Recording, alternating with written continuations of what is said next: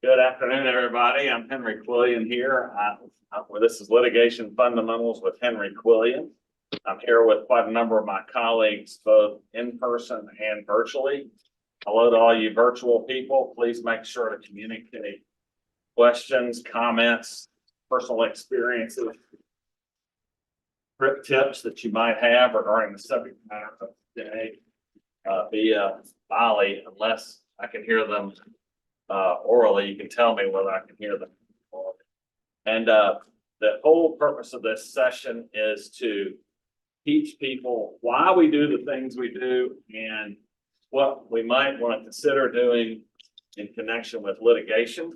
For those of you out there in the world who are watching this video, Taylor English is not providing you legal advice. We are providing information that could be used in assessing whether you need to go get a lawyer and or to talk with your lawyer about. You want to utilize them for services in litigation. Litigation is not simple. Give you an example. This is the Uniform Superior Court rules from the Georgia court. Fine print, etc. So you don't want to go about it lightly, and you certainly don't want to go about it on your own if you can afford an attorney. Now, within Quillian's kernels, which is also known as Litigation Fundamentals with Henry Quillian, I will also often ask, what do you do when you're in doubt about something? What would the people in the room say you should do if you're in doubt about what to do procedurally in a lawsuit? Read the rules. Read the rules, yes. Okay, what do you do in the event that you think you know exactly what you're doing and you haven't read the rules in a long time and you're not quite positive that you know exactly what you should be doing? Read the rules. Read the rules. So occasionally during the course of this presentation, I'll ask people, and what do we do? And the answer will be, read the rules. So I happen to have some papers here, and some of them have the rules actually copied into the paper. These days, not so many people use the big, thick books. But if you do use the big, thick book full of rules instead of looking online, what better you check before you go to read the rules? They haven't been updated. Have the rules been updated? So if you have a 2016 version of the Georgia Civil Practice Act, which will be the focus of our discussion, what should you do if you're going to rely on a book? Check online. Check online, and you should get a newer version of the book. Okay, so the topic today is, we've already talked about Deadbeat Dan being sued by Solvent Sally and all the things that are necessary to put together a complaint to get it into the form where it can be filed along with a summons in a superior state court of Georgia. All the things that need to be put on it. That was our last session. Hopefully it states a cause of action. Hopefully it has all the data that's necessary on the complaint so that it will be accepted by the clerk and you will get back a stamp file copy along with an issued summons. And today my intent is to think about what might we serve along with the complaint in order to get your lawsuit rolling in the best possible fashion. And moreover, if we can get to it, what are the various ways that you would actually serve the summons, complaint, and whatever else you might add on the prospective defendant, depending on the nature of the prospective defendant, so you can get this lawsuit rolling. Now, if you remember, Deadbeat Dan was being served on the lawsuit was being filed on the last day of the statute of limitations, after which Deadbeat Dan failed to make a note payment 3 years and 364 days early. So you have rushed to the courthouse.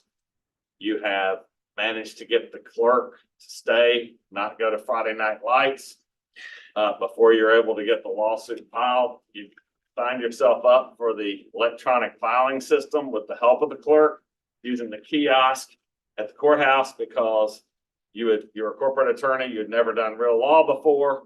And now you're actually a lawyer because you filed a lawsuit. But what do we consider that you might file with the lawsuit? What about if Solvent Sally has severe cancer and is in hospice care? And you want to be able to use Solvent Sally's testimony to prove that the note, she witnessed the note being signed by deadbeat Dan. What might you do in order to cover the fact that you, as the plaintiff, the new lawyer, have to actually prove your case against deadbeat Dan? What could you do along with the complaint to make it more likely you're going to be able to prove your case? Request a deposition? Request a deposition, Mr. Virgin says. And are you authorized to serve a notice of deposition of your own client with the lawsuit that you are filing and you are going to serve against deadbeat Dan? No, you got to get an order for the other side, but for your side, I'm not sure. You have to get an order within 30 days. Okay, so we've got two factors here. I see a head nodding over here also. Mr. Virgin says, if you're going to try to depose deadbeat Dan before the answer is due, then you have to get an order from the court for an expedited deposition. And we'll maybe address that also. But if you're going to depose your own client, first of all, can you serve a notice of deposition with the complaint? Mr. Weigel, I think says yes. And I believe that would be OCGA 91130A. And then the question is, when's the earliest time you could take a deposition of the defendant? And then the other question is, when can you take a deposition of your own party?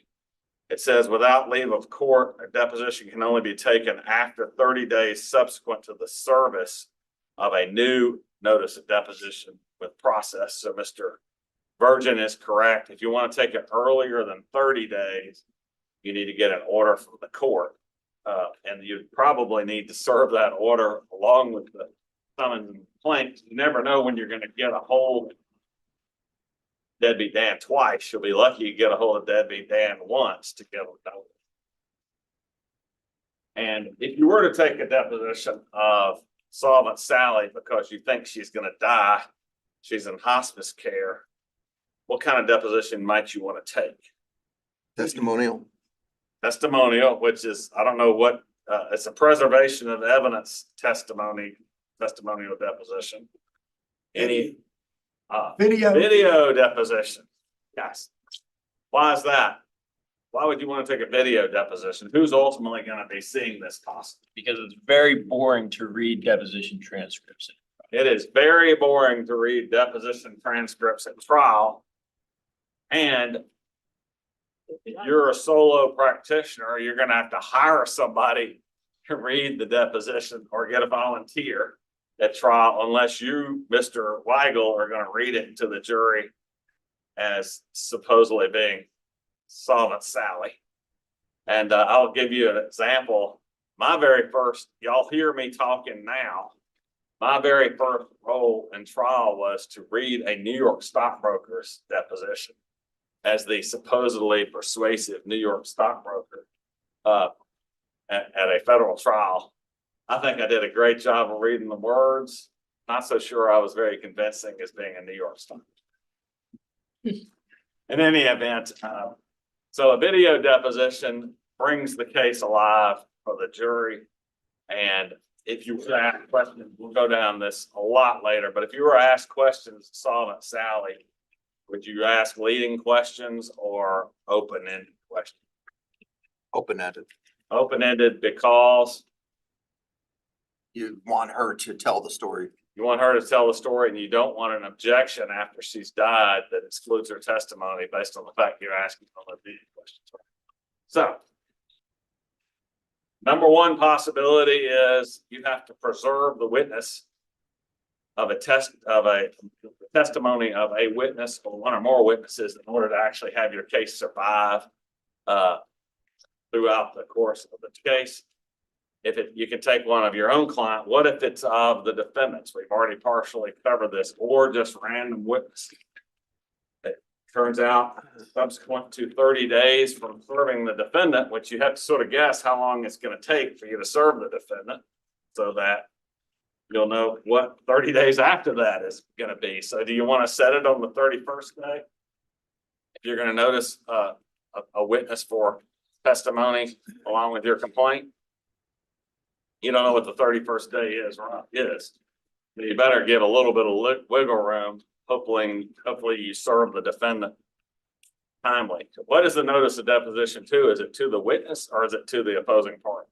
To the opposing party. To the opposing party. So you got to get Dan served, and he's going to have 30 days to get ready for the deposition. Now, I'll give you some examples of how what circumstances you would need to get either opposing party witnesses or third non-party witnesses early on in the case. General idea is at the minimum to get the testimony you're going to have for trial, and at a maximum get it so you can just move the case along more quickly than otherwise. What if somebody is in the military and about to get shipped off to Vietnam or to Japan or someplace on a military tour? You might not ever get them back for testimony. A little bit easier these days if you got a cooperative witness to do a video deposition or a virtual deposition. You've got the possibility a witness on the other side is similar to Solvent Sally, about to pass away or otherwise being unable to answer questions. You have the circumstance that I've had in the past where you have a shipwreck where the entire crew is from 10 different countries, and that ship is going to be in port for only a few days once it gets the hull fixed or whatever. And then all those witnesses are going to be gone forever on the ship. Or you can have a train wreck, similar thing, where the people are just passing through town. They hit a truck in the intersection or whatever, and then they're going to be off, and they're from all over the United States. And you have problems with subpoena power, figuring out where they are, how to get a hold of them again, etc. So always consider when you're filing your complaint before you serve it, is there any deposition we need to get like right now, or we're not going to have a chance again? When you're thinking about that, where can you notice someone to for a deposition? Has to be Where they live. 30 Where they miles live. All right, we got a where they live, and we got a within 30 miles of the Superior Courthouse of the county in which the complaint was, or the county in which they reside, either reside or where they reside. All right, so we've got a little bit of you can't cause somebody unless they come voluntarily to come all the way across the state to a deposition. You have to set the deposition, I believe it's within 30 miles of where they live, where their residence is, or where they regularly do business. And so Mr. Virgin's right. If the person is in way South Georgia, you don't want to subpoena them or notice the deposition, try to subpoena them to Taylor English's office, because you might not be able to get them to come up here and they can get away with it. Basically, you need to call a friend down in Thomasville or wherever and set up a deposition down there or wherever is within the appropriate time frame. And then if it's a non-party witness, you also have to provide a what with the subpoena. You have to serve a subpoena, which is an order from the court for them to show up. And what do you have to provide with the subpoena? Costs. Fee. Yeah, a witness fee and costs for travel. So that's going a little bit deeper than I intended to, but might as well think about all the pieces you have to get together if you're going to do this. Now, you don't have to file the notice of deposition with the court when you're getting your complaint filed, what you have to have is, you have to have it with you so that when the process is served, it is in the hands of the person who's serving the process so that it could be handed to the defendant. Then you can go about sending subpoenas however is appropriate to the witnesses, which we can go over at a later time. Now, what else what might you want to serve with the complaint as far as discovery is concerned, and why? Interrogatories, Interrogatories, less to produce. request to produce, and Request for admission. request for admissions. So let's start in sort of reverse order of the normality, I guess I'll put it that way. Why would you want to serve requests for admissions with a complaint where you're the party seeking to recover money from the other side? Because if they don't answer within the time allotted, they're deemed admitted. Okay, if they don't answer within the time allotted, which is how many days have you served it with the complaint? 45. 45 days. And by the way, that would be under OCGA. That's official code of Georgia annotated, by the way, for those that don't know, section 91136A. If they don't answer, then the facts you have asked in the request for admissions to be admitted are deemed to be admitted. And what if they deny? Let's say we serve deadbeat Dan and the request is admit that on the date for 3 years and 364 days before the filing of the complaint, you failed to make the payment on the note.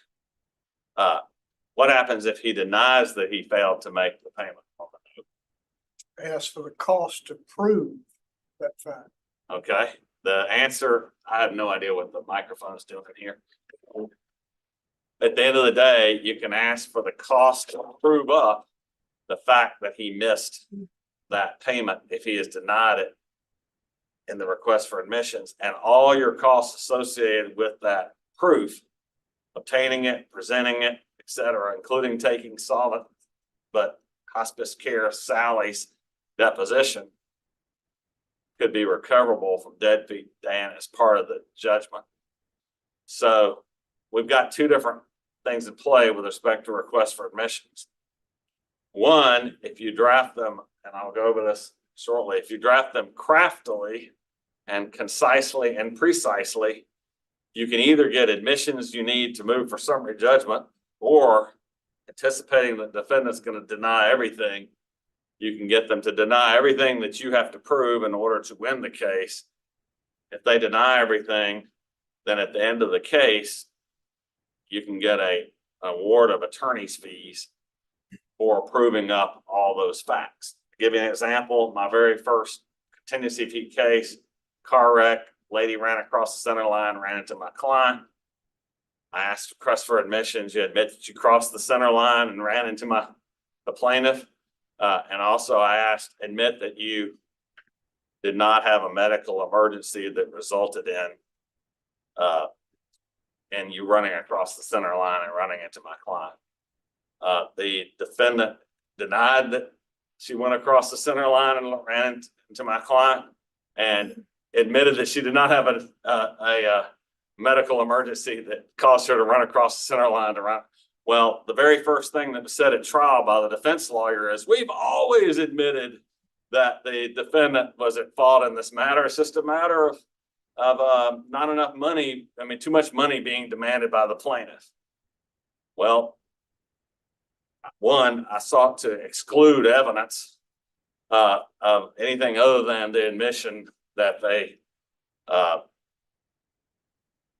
lady ran across the center line. And then two, at the end of the trial, I got a nice attorney's fees award. I think it's like $40,000 for having to go through the whole case to prove that she was liable, because they admitted it first thing, even though they had denied it the entire litigation.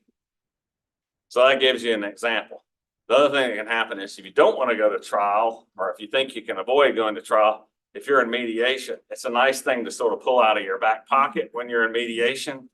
with the other side and you say, oh, by the way, all those things that we proved, all those things we got admissions on, all those things the non-party witnesses testified about, those are now established and they're uncontradicted, and you denied them all 3 years ago in request for admissions. So we're going to have to boost up any settlement offer that we'll make during this mediation dramatically, because you've now cost my client a ton of money that was otherwise avoidable.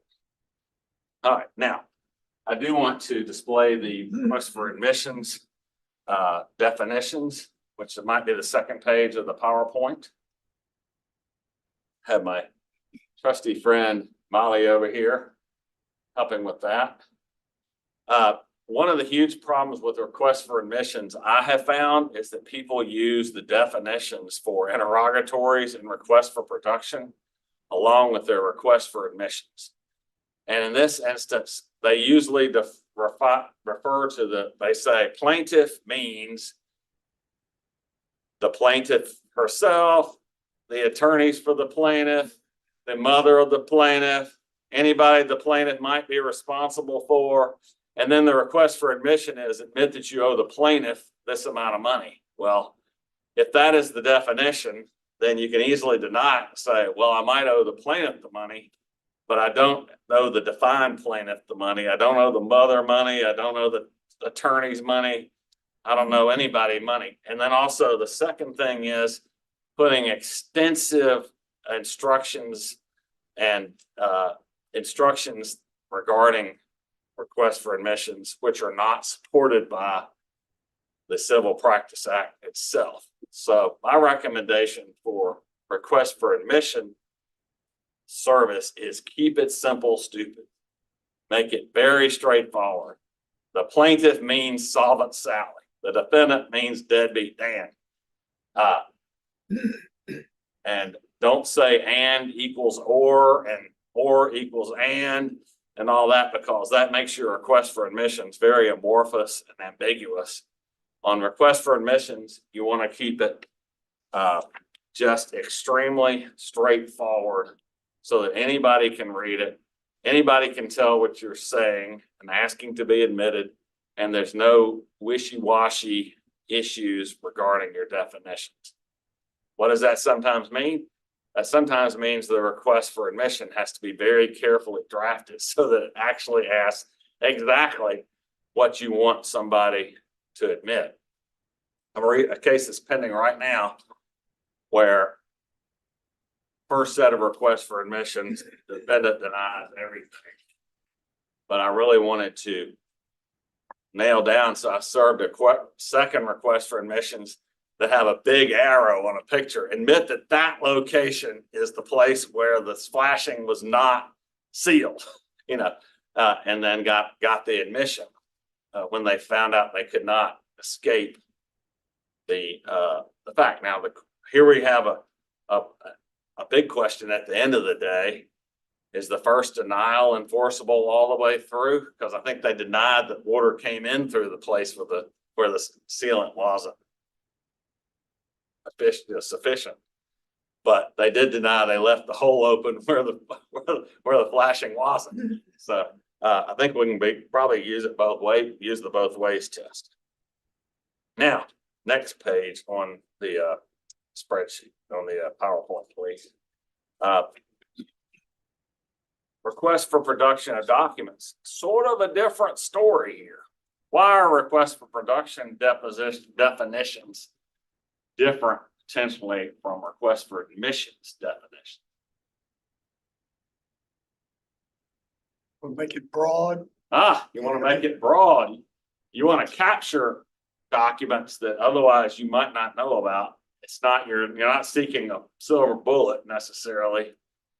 You're looking to get discoverable information found in documents. And what is the definition of the breadth of discovery? Admissible or likely to lead to the discovery of admissible evidence. Yes, reasonably calculated to lead to the discovery of relevant or admissible evidence, which is a very broad spectrum. So, for instance, somebody may say, my phone bills have nothing to do with this. But if your phone bill means that you called somebody at a particular point in time, you may have no idea what they talked about, but you can ask that witness, well, what did you talk about on that 8-minute phone call? At a particular point in time. So a phone bill might actually be good evidence that's reasonably calculated to lead to the discovery of irrelevant or admissible evidence. So for request for production, you can define such things as you or your or the defendant as broad, meaning including attorneys, employees, agents, representatives, trade contractors, and all persons acting or purporting to act on behalf of the defendant, for instance, because what documents does the defendant have to produce if served with a request for production? Documents that are in their custody, possession, or control. So if their attorney has a possession of a document and then the defendant is required to ask the attorney, let's say it's not the litigation attorney, it's their other attorney, their corporate attorney, the defendant has to ask the attorney who represents them in the corporate deal, please give me those documents so I can give them to my litigation attorney so I can produce them to the plaintiff. So basically, on a request for production, it's fine to have a broad definition so that you can capture those things that you need. Something like the complaint should be defined narrowly as meaning the complaint in this action, because that defines what's reasonably calculated to lead to the discovery of relevant or admissible evidence. And then you can define things like document or communications broadly so you can give examples to people, sometimes lay people, about what a communication is. They may forget that a text message is a communication, or a Facebook message, or some other radio announcement or whatever. So you can give them specific examples while not limiting the type of documents that you're wanting to get. All right, now interrogatory definitions. First of all, why would you want to serve interrogatories? It's already mentioned by Mr. Virgin. Why would you want to serve interrogatories with a complaint?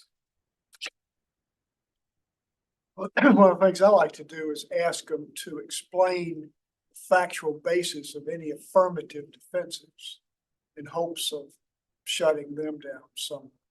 Okay, so let's anticipate that Deadbeat Dan answers and says, we're down the road here a little bit, but Deadbeat Dan answers and says, this violates the Constitution of the United States of America. That venue is incorrect. Remember, Deadbeat Dan might be right across the county line because we hadn't determined that by his address, street address, that he's been released, that there's latches because it's been over 3 years since he last didn't pay the debt. He's just forgotten about it. You can ask an interrogatory to say, provide the factual basis for your contention that venue isn't proper. Deadbeat Dan may say, because I live in the county next door, not in the county where the lawsuit is. That might be a legitimate one by Deadbeat Dan to give rise to a transfer. But if he says that suit on a note violates the Constitution of the United States, he's not going to be able to come up with any facts to support that, right? So if they can't come up with any facts, they ought to withdraw that affirmative defense. Never should have made it in the first place, but you've sorted out at least some of those affirmative defenses, gotten rid of them because there are no facts to support. Okay. Now, if you're asking interrogatories, do you want precise definitions or broad definitions? Broad. You want broad definitions on the things that can be broad and precise ones on the ones that can't be broad. So for instance, the definition of who the plaintiff is, Saul and Sally, ought to be pretty fixed in stone. But the definition of the person who might provide information you're aware of might be broader. In other words, you may ask the other side, provide, we'll look at it in a second. Disclose each person you believe has facts, knowledge, regarding this law, the terms of the claims in this lawsuit. That may be a broad group of people based on who the defendant has talked to, who observed the signing of the note, etc. They may even have to define it as, it was somebody in Joe Smith's law firm, whose name I can't remember. So it could be both, they can be both broad and narrow depending on who you're talking about, because you don't want to upset, you don't want to get a bunch of objections that are so squirrely you can't figure out whether the person has actually answered the interrogatories or not. All right, let's switch to the next screen, please. Where it says other definitions. So you can go ahead in a definition and say, to keep your interrogatories shorter, what does identify mean? What are the elements of identification? I will say these are ignored. I don't know if anybody got an input of whether something like this is ignored more than it's followed. Always ignore. Always ignored, meaning they will give you the name. They won't give you where the person is. They won't give you where they work. In other words, what you're asking this for, it really is, how can I go get this person's testimony or interview them? What the other side wants to give you is something, but not enough to actually help you. But nevertheless, you have something you can go back later on and say, well, you didn't answer this. You didn't answer it thoroughly enough for me to do anything with it. So you can have definitions of, if you're asking for a person, this is what information you need to give me. If you're asking for a company, this is the information you need to give me. Now, what interrogatories, in addition to state all facts you contend support the affirmative defenses, what kind of interrogatories can you ask in the first round? And that can be, I've given you a couple of examples. The second one here, identify each and every person who possesses or whom you believe possesses any knowledge that in any way relates to, references, describes, supports, or refutes, or pertains to any of the allegations set forth in the complaint. How would you describe that interrogatory? Witness identification. Yeah, witness identification. Who's the scope of the people we might have to deal with in this litigation? You know, was there did the circumstance give rise when there are 100 people in the room, or was it just 2 people in the room where it happened, so to speak? And what are their names, and how can I find them to find out what they're going to say? And then I had another one I really like to serve with the initial complaint, is an expert witness interrogatory. Now, why do I like to do that? Any guy got a reason why you'd want to serve an expert witness interrogatory with the complaint? See if they've got one. Okay, yeah, to see if they got an expert witness. Needs to know if they do identify one, then maybe you need to get one. Yeah, you might need to get one if they have one. That makes sense too. They'll have a continuing obligation to update that interrogatory response as soon as they do have. Aha, they have a continuing obligation to update the response to the interrogatory, because interrogatories are what? Continuing. And if you get down to 30 days before the end of the discovery period, which by the way is found in Uniform Superior Court Rule 5.1, 6 months after the filing of the answer, unless it's amended, and you've forgotten to ask the expert interrogatory, what obligation does the other side have to disclose their expert? None. And so if they show up with an expert at trial and you have not asked that interrogatory, what can happen with that trial? Mr. Cicero? You're gonna have to be stuck with whatever their expert says, and subject to any kind of cross-examination you can do on the fly. That's exactly right. So you can't, and it's too late for you to go get a counter expert unless you happen to have one in your hip pocket. And so, That assumes no pretrial order. yeah, Frank points out that the pretrial order, the Uniform Superior Court rules, and the order of the court designating a trial date often require a disclosure of experts as part of the pretrial order, at least of witnesses. And so you might find out at the very tail end of the endeavor about this expert witness, and you might be able to get an opportunity to cross-examine that person at deposition, possibly even during the course of the trial. But if you've asked the expert witness interrogatory, you're a lot better off when you're arguing before the judge.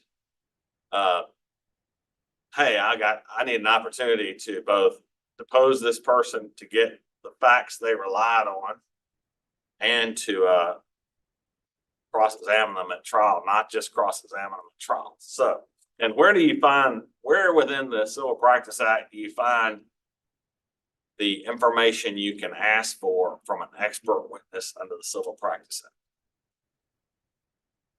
26B. 26.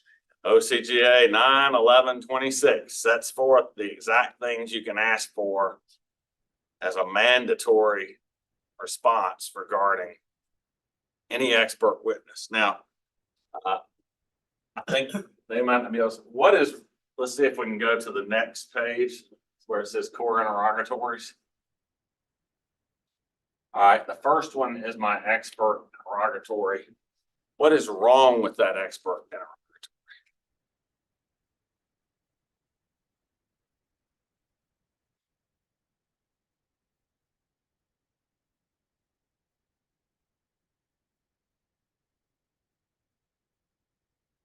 It does not encompass everything that is within 9/11/26 that they're obligated to.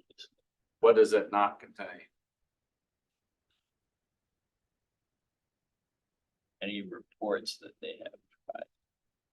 Right, does 9/11/26 under the Civil Practice Act Okay. will require production of reports? No, but it just requires a summary of the facts on which the substance of the facts, of the basis of the opinion. But you can potentially subpoena the expert for the file that contains the data that they relied on. But what I was really setting you up for there is a little bit interesting and strangely the set, because I fixed it this in my own paper. This word retained, person's retained by you as an expert witness. You don't actually have to, an expert witness can be somebody you don't retain, because expert witnesses can be somebody who works for you, who is going to testify regarding information that is valuable for the jury to know that they're not likely to be able to discern on their own, assuming the person can establish all the necessary Daubert criteria, et cetera, on whatever they're testifying about. So in the one that is in the paper, I took out the word retain. The one that's in the older PowerPoint has the word retain. And you want to have the expert interrogatory as broad as possible so that they don't have any wiggle room. So if you just want to ask for who did they expect to testify as an expert witness, without respect to whether the person has been retained as an expert witness. So consider that. Now, the reason why I asked a lot of the interrogatories I asked initially with the complaint is so I don't forget to ask them later. It's just that simple. And what happens if you serve the interrogatories with the complaint? You get a response presumably when?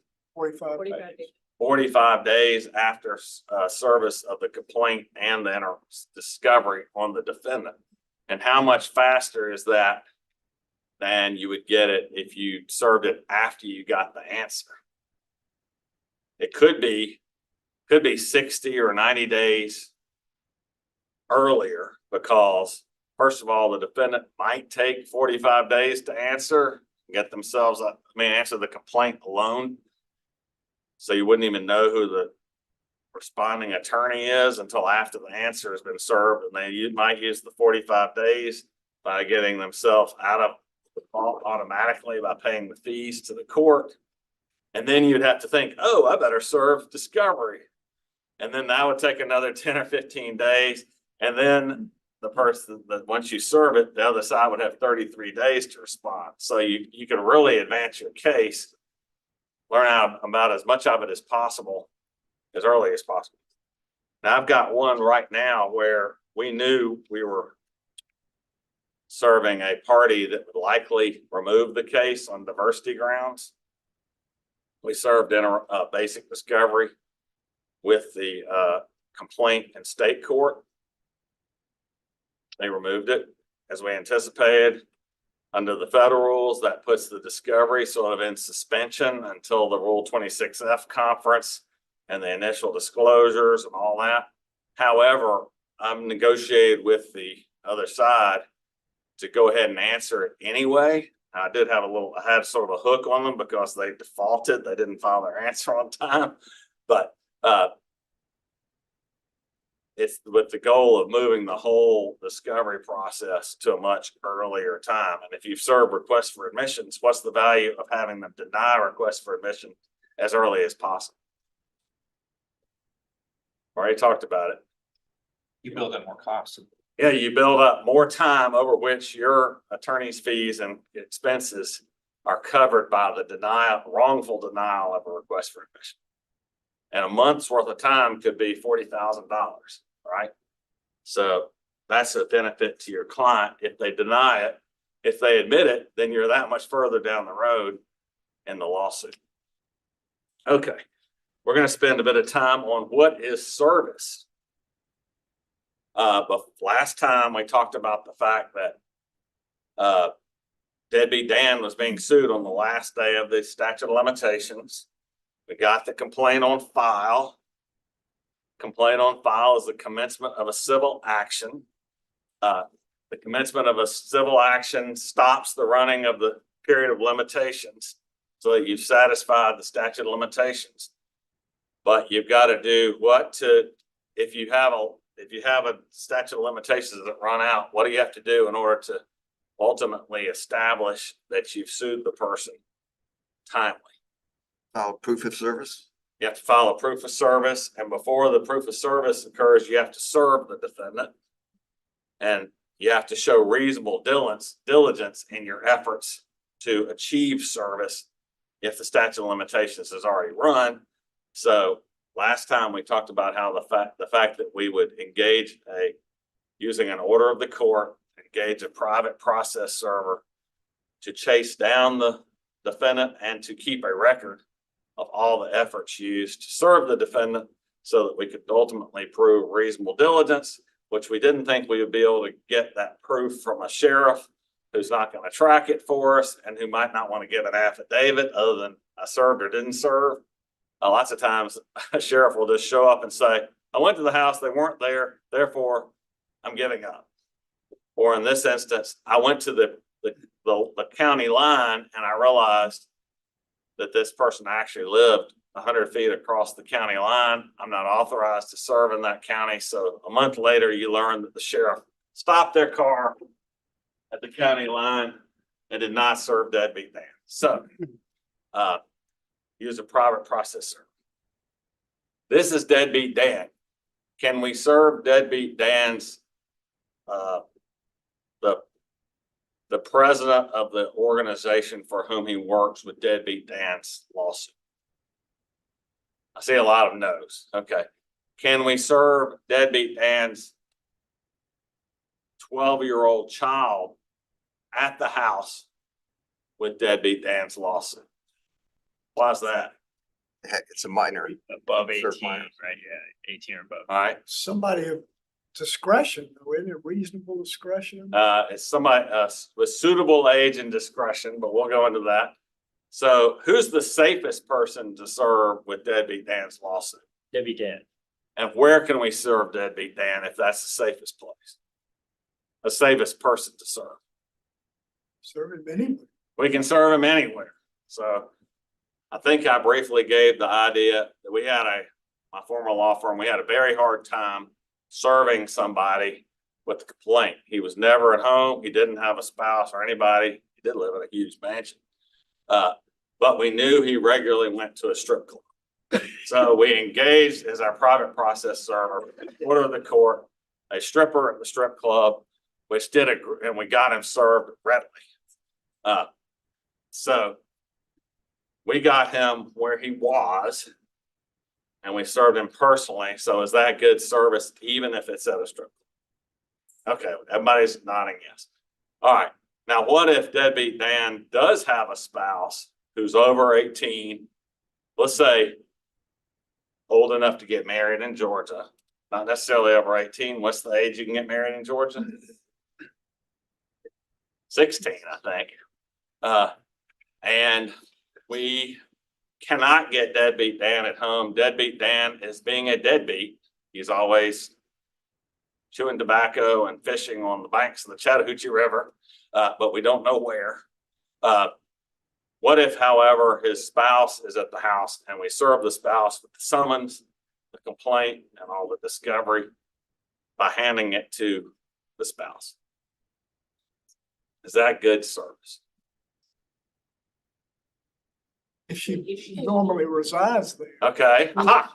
Yes. they split up. If the person resides at the abode of the defendant and is of suitable age and discretion, presumably somebody who's eligible to be married is of suitable age and discretion with, by the way, what's the ultimate goal of service process? Is it just to meet a statutory definition or is it to satisfy something else? Due process. Due process under both the Georgia Constitution and what other constitution? United States. All right. So, but the statutory rule is if you serve somebody of suitable age and discretion at the defendant's place of abode and that person regularly resides therein, then that's good service process because it's a reasonably high likelihood the person will give the actual defendant the papers on a timely basis and the person can go get a defense. Now, what if the spouse, deadbeat Dan, actually is a fraud artist or something and has a huge house with a gate that is impenetrable? And so you can never get to deadbeat Dan or the spouse by going to the front door, ringing the doorbell and handing the papers. Get permission from somebody that has access inside the gate. Well, this is just the Trick them. house. Oh, this isn't like a gate community. So you would call deadbeat's wife and say, hey, may I have permission to come in and serve your husband?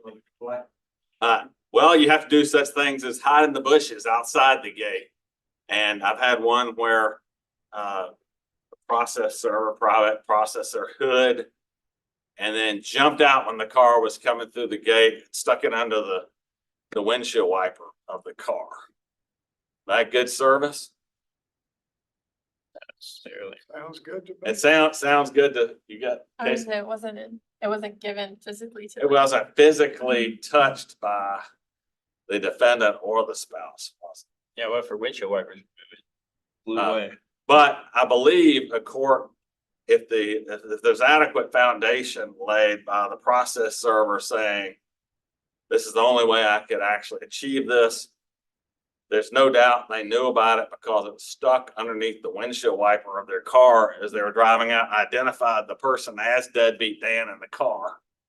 I think that's going to be found to be good service. I think there's a case where the process server and the sheriff was at the door and the defendant was on the other side of the door and he wouldn't open it. Right. But the sheriff or the process server said, I'm sticking these papers under your mat or something like that. And that was ruled. Yeah, so Mr. Virgin believes there's a case, and I believe there is one like that, where I have no idea what the microphone's not picking up, where a sheriff knew the person was there, informed the person that he was there to serve a complaint. The person wouldn't open the door, and the sheriff did something that was open and obvious with the summons and complaint, sticking it on the window next to the door or putting it where there's no way they could walk out the front door without seeing the documents. And then I've also heard of people seeing the people inside like a picture window and, you know, using some sort of cellophane or something and plastering it on the window, where there's no way they could fail to see it. All those, I think, would be found to be sufficient service process.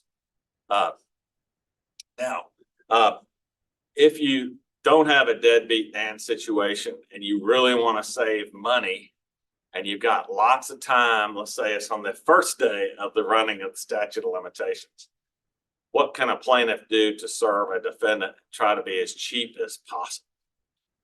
Get them or their attorney to waive service. All right, so you can get the attorney, if it's the person is known, or the defendant themselves to actually acknowledge service of process. Got two words going here, acknowledge and waive. One would be acknowledge, where you just call up the attorney and say, I know you've been representing this person for a long time. I've got a lawsuit I want to serve on them. Are you authorized to acknowledge service of process upon the defendant? That could be any kind of defendant. If the lawyer says yes, then you want to get a signed paper from the lawyers saying, I represent this defendant. I acknowledge service as established when the answer's going to be due. And then you want an affirmative statement that service of process is sufficient for all purposes under the Civil Practice Act, and stating what is received. So if it's the summons and the complaint, then you want that to be listed. If it's interrogatories, request for admissions, and request for production, you want all of it to be in the acknowledgement of service. And then what would you do with that document once you got it? File it with the court, and that gets the lawsuit off and running. And the only thing you could potentially risk there, I guess, is the defendant saying, oh, I never hired that attorney. That attorney was not my attorney. Could be problematic, but that would be just an interesting scenario, probably unlikely. A lot of attorneys wouldn't do that if they didn't have express permission from their client. Now, what about a request for waiver of service process? And by the way, these rules that we're talking about are under what section of the Civil Practice Act? 4. OCGA 911-4, which is a very, very long section, and it is quoted in the papers that I circulated. What can you do to really save money but not save time? Not get things done very rapidly. Mail them the request to acknowledge service. Yes, you can mail a notice that is sent. This is under 911-4D. Very long section because it depends on what kind of defendant it is, whether it's a person or a corporation. You can send them something that says, we have a lawsuit. We would like for you to waive service of the summons and complaint. And if you do, you can avoid the cost of having us serve this being rendered against you. And we are giving you 60 days to answer if you do waive service. And so long as you comply with all this and write us back and tell us you'll accept this, then then the lawsuit will be started and we'll save a lot of money. It does say under Rule 911-4D3F